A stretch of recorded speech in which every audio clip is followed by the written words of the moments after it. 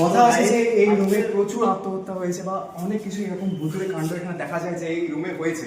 তো আজকে চলুন আমরা এই রুমটা এক্সপ্লোর করব, দেখা যাক কি হয়। পুরো রুম বন্ধ, এখন আমরা খুলবো। তো আসুন দেখা যাক। ও মাই গড, ফ্যান চলছে। অটোমেটিক কি করে চলছে? সত্যি তো এই কি চলছে? বললাম এটা ছিল এখানে। আমরা ফ্ল্যাশ অন করো। ফ্ল্যাশ এগুলো কি? ই মা ভাই সাহেব, এখানে কি লেখা আছে? এই সবাই মরবে। মরবে, হাতে ছাপ।